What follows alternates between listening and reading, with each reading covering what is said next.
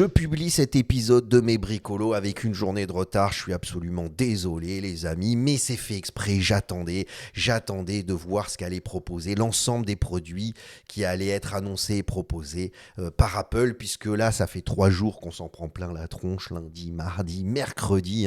Chaque jour, Apple a annoncé de nouveaux produits. C'est souvent des itérations, des mises à jour, des updates, si vous voulez. Avec des nouveaux processeurs M5 et tout le machin patafouin. Mais on attendait mercredi avec l'annonce. Le suspense était maintenu jusqu'à mercredi. C'est pour ça que j'attendais avec l'annonce du MacBook Neo. Bon, à mon grand regret, ils n'ont pas parlé de l'Apple TV. Moi, je crois toujours en ce produit comme un élément central pour Apple pour exprimer leur créativité et leur innovation, l'approche d'innovation d'Apple. Mais bon, il n'y avait pas d'Apple TV, mais on a eu un MacBook Neo. C'est quand même pas la moindre des choses, parce que ce MacBook Neo, c'est un nouveau produit dans la gamme MacBook, et c'est très intéressant. Et ce qui est important de comprendre, et ce qu'on va voir dans cet épisode de Mes Bricolos, c'est qu'on va pas rentrer dans le détail technique de chaque objet. Alors, telle puissance, avec tant d'heures d'autonomie, parce que machin, t'as truc bidule chose. Il y a plein de gens qui le font, ça, qui reprennent les fiches techniques et qui vous expriment, qui vous expliquent les fiches techniques dans des vidéos YouTube. Moi, ce qui m'intéresse, c'est surtout l'approche gamme de produits, logique, approche de design, principe d'innovation, mais là on est surtout sur une leçon dans la logique de gamme. Il nous avait déjà explosé la tête avec le Mac Mini, mais là le MacBook Neo, c'est super intelligent comme approche. Tim Cook, tu vois que c'est un mec de la supply chain. Bref, on se retrouve tout de suite en couleur pour découvrir tout ça ensemble. Vous allez voir, même si vous avez peut-être, on va se dire encore un nouveau MacBook, mais vous allez voir, c'est très intéressant. À tout de suite les amis.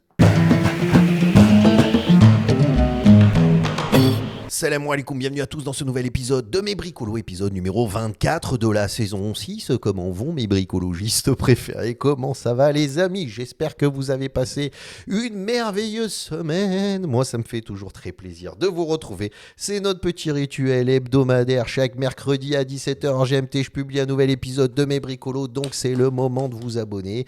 Comme ça, vous cliquez sur la petite cloche. Vous recevrez une notification à chaque fois que je publie un nouvel épisode de Mes Bricolos. Parce que même si je les publie généralement tous les mercredis à 17h hors GMT. Il peut arriver de temps en temps que ce soit décalé. Comme ça, vous recevez une notification. C'est quand même plus simple. Je vous ai fait un petit effet là que j'ai essayé de rendre hypnotique le plus possible pour vous encourager à vous abonner. Donc les mecs, abonnez-vous.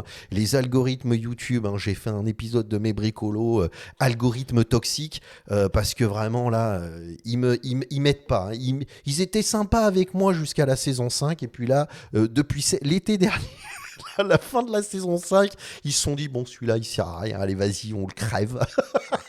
Parce que, alors, déjà, je peux te dire, c'est catastrophique. Mais bon, on continue, on est... Voilà, on change pas une équipe qui fait match nul. Je suis motivé cette semaine. Alors Apple, ben oui, parce qu'en fait, ce qui est intéressant et ce qu'il faut comprendre, c'est que dans ces épisodes de Mes Bricolos, comme on commente les actualités de la création et de l'innovation, ce qui nous intéresse, c'est l'approche design, l'approche innovation, créativité. Mais quand on fait du design, quand on réfléchit à de nouveaux produits, on réfléchit à la gamme, une logique de gamme et comment on va pouvoir décliner le produit.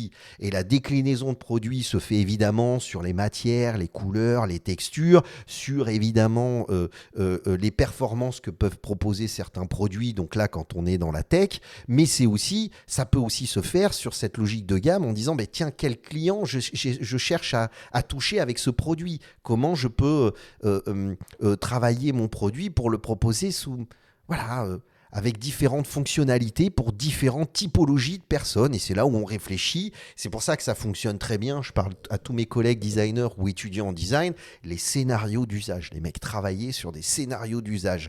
Parce que le scénario d'usage rend réel votre produit plutôt que toujours systématiquement travailler avec des outils d'informatique, 3D, génération d'images par l'IA, etc.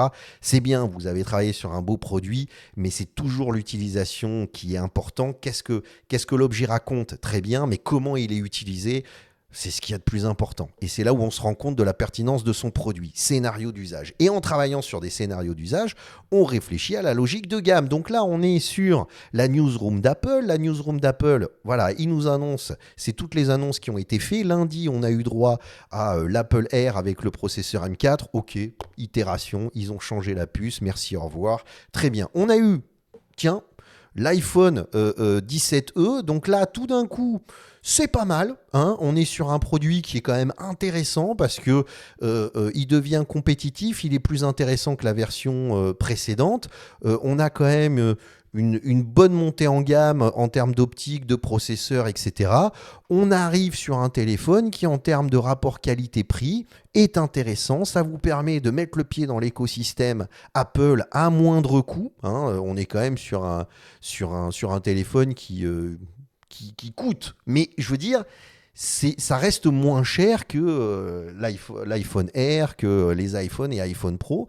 Donc, c'est vraiment l'idée, c'est de vous mettre un pied dans l'écosystème d'Apple. Après, bon, moi, ça m'intéresse. Ce sont les écrans, le Studio Display, parce que c'est vraiment... Et le Display XDR, parce que là, quand on bosse, quand on a besoin d'avoir un rendu de couleur, une luminosité importante, c'est pas autant une fréquence d'image. Ça, c'est pour ceux qui font du jeu vidéo, mais nous... On a besoin d'avoir un bon rendu des couleurs et c'est vrai qu'Apple avec ses écrans c'est super intéressant. Ils ont annoncé les processeurs M5 qu'ils ont collés dans des MacBook Pro et le MacBook Air et là on arrive au MacBook Neo. Et le MacBook Neo, alors évidemment quelques sites internet on en parlait, principalement Yanko Design, mais aussi ce qui est intéressant c'est qu'il n'y a pas beaucoup finalement de sites internet de médias spécialisés dans la création, l'innovation et le design. Hein, on pense à Core 77, à Design Boom, etc., Wallpaper et tout ça. Ils n'en ont pas forcément parlé parce que maintenant, Apple n'a plus tout à fait le même impact qu'il pouvait avoir à l'époque. C'est-à-dire, et puis là, on est sur des itérations. Mais le MacBook Neo, c'est quand même un sacré produit.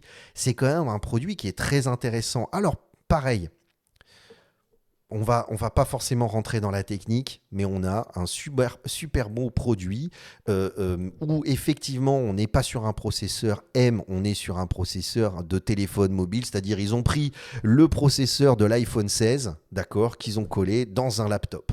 Ok, ça a permis de réduire le coût, mais on est quand même sur un beau produit tout en aluminium avec un super beau travail de couleur, de matière et de texture. Ça, c'est génial. Évidemment, vous êtes étudiant, vous avez un laptop pour 700 €, le prix de l'iPhone E, hein, même moins cher. Donc, c'est hyper avantageux. Pareil, ça vous permet de mettre le pied dans l'écosystème d'Apple.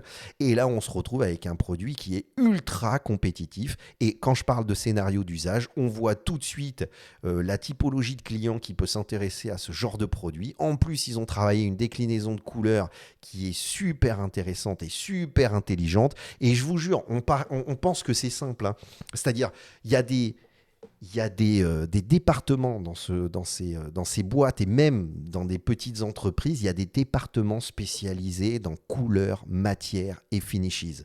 CMF. Maintenant, il y a de plus en plus de gens, je parle à ceux qui font des études, vous pouvez sortir d'une école de design, d'une école d'archi, peu importe, et vous intéresser uniquement à ça et c'est vraiment un métier parce que c'est vraiment compliqué. La couleur, la matière et les détails, les finitions, c'est vraiment quelque chose qui est compliqué parce qu'on arrive sur des matériaux qui sont de plus en plus complexes, qui sont de plus en plus intéressants et dans lesquels on peut les travailler de façon de plus en plus... on a plein d'options pour pouvoir les travailler avec différents types de finitions et évidemment avec des techniques d'assemblage, voilà, on est sur et des rendus de matière, on est sur des choses qui sont et là ils nous ont fait une leçon, les couleurs sont super intéressantes, on est sur différentes approches, des couleurs qui sont plus dynamiques, des couleurs qui sont plus lisibles, on va dire plus atténué. Donc on joue sur deux aspects, deux personnalités. On a identifié un peu les personnes qui seront intéressées par ce genre de produit. Donc on leur propose un produit tout en étant hyper qualitatif, qui peuvent aller dans leur sens, qui vont dans leur sens, qui résonnent avec eux, sur lequel ils peuvent s'identifier, le produit avec lequel ils peuvent s'identifier. C'est super intéressant. En plus, allez voir la vidéo. Il n'y a pas eu de keynote, hein, il n'y a pas eu de grande présentation présentation, moi j'aime bien, mais allez voir les vidéos qui présentent le produit, ça fonctionne super bien. Vous faites du multimédia, vous allez vous achetez ce produit, c'est très bien. Ils nous ont déjà mis la punition avec le Mac Mini. Le Mac Mini, il se vend comme des petits robes, hein. Ça n'arrête pas, c'est de la sucrète, le Mac Mini, parce qu'en plus, il fonctionne très bien pour l'intelligence artificielle si vous voulez le faire tourner en natif. Donc, vous pouvez installer des modèles d'IA génératifs directement dedans. Je ne vais pas rentrer dans les détails, mais c'est ultra intéressant. Donc voilà, ces Mac Mini nous ont tués. Là, ils arrivent avec le MacBook Neo. C'est super intéressant. Pareil, ils ont réussi à faire un produit... c'est pas low cost, c'est pas d'entrée de gamme, c'est qui répond à une demande aujourd'hui de gens qui n'ont pas besoin d'avoir des processeurs M4, M5 ultra puissants qui veulent faire du multimédia. Attendez, la puce qui est à l'intérieur, qu'ils ont repris de l'iPhone 16, donc c'est laquelle? C'est la A18 ou je sais plus laquelle. Ils vont en parler certainement, mais c'est une puce qui est aussi puissante que le processeur M1. C'est-à-dire quand vous avez acheté votre laptop, votre MacBook Pro en 2020-2021, je ne sais plus quand est-ce que c'est sorti, je crois que c'était 2021, avec la puce M1, aujourd'hui, ce MacBook Neo est aussi puissant qu'un laptop avec une puce M1. Je veux dire, c'est quand même assez ouf. Voilà, c'est le A18. C'est la puce A18. Donc, c'est quand même incroyable que la puce A18, ce que vous avez normalement dans un iPhone, pardon, j'ai dû vous faire mal à la tête avec tous les effets que j'ai fait passer vite, désolé, mais est aussi puissant qu'un processeur M1. Bref, super bon produit, très intelligent, très belle approche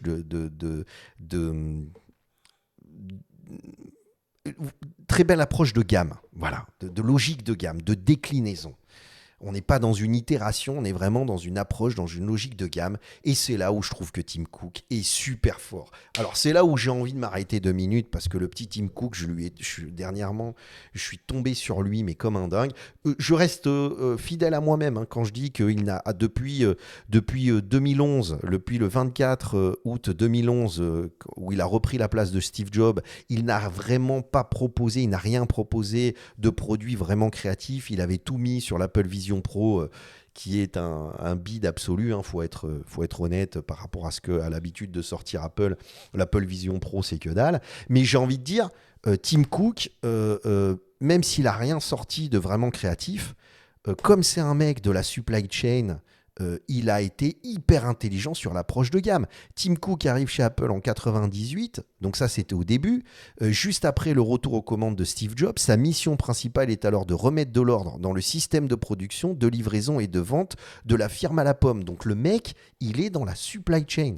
D'accord? Et ça depuis 98. Et c'est là où Steve Jobs a dit, ça a évolué, puis le mec il s'est dit, mais en fait moi, Steve Jobs, j'ai la vision. Lui, il rend la vision logique, tangible, cohérente.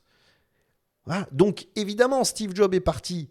Tim Cook, il a plus cet appui, ce partenaire qui est alimenté par sa vision tout l'espace créatif d'Apple, tout ce moteur d'innovation d'Apple.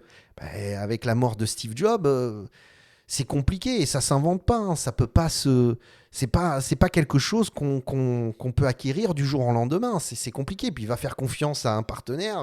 Quand tu as bossé avec Steve Jobs toute ta vie, c'est compliqué. Donc je comprends Tim Cook. Mais par contre, Tim Cook s'est concentré sur ce qu'il sait faire de mieux, c'est-à-dire la logique de gamme. Et là, quand on regarde ce qu'il a fait, ça fonctionne super bien. Regardez, MacBook Neo, MacBook Air, MacBook Pro. Il y en a pour tout le monde. En MacBook, vous avez tout. Le Neo, le Air et le Pro. Différents types de gamme. C'est logique, c'est cohérent. On sait, je suis étudiant, je vais vers le MacBook Neo. J'ai besoin de faire du multimédia, je vais vers le MacBook Neo. Je suis un senior, j'ai envie d'avoir un laptop pas trop lourd. J'ai pas besoin d'avoir de la grosse puissance. MacBook Neo. MacBook Air. J'ai un profil un peu plus, études supérieures, j'ai besoin d'un peu plus de puissance. Je travaille sur quand même des dossiers un peu plus lourds, mais j'ai besoin d'avoir une grande mobilité parce que je travaille.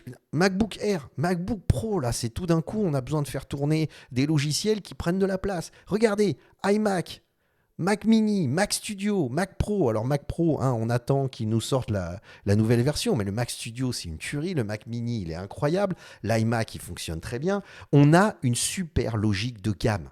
Et ça, c'est Tim Cook. On va sur l'iPad, iPad Air, iPad Pro, c'est pareil. Ce que j'essaye de vous dire, c'est que le MacBook Neo est très intéressant parce qu'il permet de voir à quel point Tim Cook est incroyablement intelligent quand il s'agit de développer une logique de gamme, une logique de produit, travailler sur des déclinaisons. C'est lui qui a poussé pour développer les processeurs en interne. On se retrouve avec des machines qui sont cohérentes puisque c'est lui qui maintient la supply chain. Il avait compris que le processeur, c'était l'élément central. Donc, il a travaillé le processeur en interne. Il travaille la logique de gamme. Il travaille le principe de cohérence de gamme. Et on est c'est une leçon. C'est une leçon. Alors après, vous allez me dire, oui, mais alors pourquoi l'iPhone, on va l'appeler l'iPhone 17e et pourquoi le nouveau MacBook, on l'appelle le MacBook Neo? Pourquoi on ne l'appelle pas le MacBook E? Alors pourquoi? Je vous explique et je terminerai là-dessus. Ce qui est très intéressant avec Tim Cook, c'est aussi ça, c'est là où on apprend, c'est que si le mec, il avait l'appelé le MacBook E, mais imagine, alors là, ça fera un carton, mais imagine que ça ne marche pas.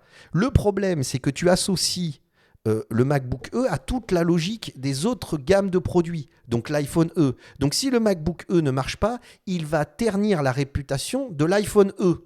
Donc on sort un nouveau nom, MacBook Neo, qui est en fait finalement un MacBook E, mais ça nous permet de lancer un produit, de voir si ça marche. Et si le MacBook Neo fonctionne, à ce moment-là, on pourra changer le nom, réajuster. C'est ce qu'ils ont fait, par exemple, avec l'iPhone. On a eu l'iPhone Ultra, enfin l'iPhone, on a eu l'iPhone Air, par exemple, parce qu'on voyait que ça marchait très bien. Tac, on est allé sur l'iPhone Air. D'ailleurs, l'iPhone Air ne se vend pas. Donc, c'est là. Mais, tu vois, regarde. En faisant cet exercice de compréhension, mais l'iPhone Air, il va annoncer les prochains iPhones à clapper, là, tu sais, avec écran souple. Donc, de toute façon, ça, sa logique. Mais en gros, voilà, on essaye de chercher avec des logiques de gamme, de travailler sur des noms pour pas que certains noms... Tu comprends la logique? C'est là où je me dis que quand même, Tim Cook, c'est un bon, tu vois. Je lui ai tombé dessus parce que c'est vrai que moi... aimant Apple, tu vois, tu suis ça depuis que tu es étudiant en design. Moi, ça fait, je suis sorti de l'ENSI, c'était il y a plus de 20 ans. Donc, depuis que tu es étudiant en design, tu suis un peu l'évolution de la marque. Et c'est vrai que c'est une marque qui a beaucoup influencé ton approche de design et ta réflexion sur l'innovation et la création. Donc, quand tu vois que depuis maintenant 15 ans, il n'y a pas eu vraiment d'innovation de produits chez Apple, tu te dis, ah, c'est dommage. Et je reste convaincu, l'Apple TV, attendez, hein, ça se trouve, on va se prendre une gifle quand on va voir l'Apple TV. Hein. Moi, j'attends. Pour vous, vous dites, ouais, c'est n'importe quoi, c'est peut-être juste un produit parmi d'autres, mais pour moi, je trouve ça très intéressant. Donc, attendons de voir, mais en tout cas, dans la logique de gamme, logique de produit, déclinaison, scénario d'usage, et bien évidemment, tous les matériaux nécessaires pour faire en sorte que la supply chain fonctionne bien, Tim Cook, c'est un tueur, et là, il nous a fait une leçon, et quand on regarde ça, ça nous permet de comprendre aussi une vision globale de quelqu'un qui comprend produits, approvisionnement, logistique, déclinaison, vente. Voilà. Et ça fait très plaisir à voir. J'espère que cet épisode de Mes Bricolos vous a plu. Bien évidemment, je vais vous laisser avec des épisodes qui vont s'ouvrir à droite et à gauche. Et on se retrouve la semaine prochaine pour un nouvel épisode de Mes Bricolos. Pslama à tous. Bye.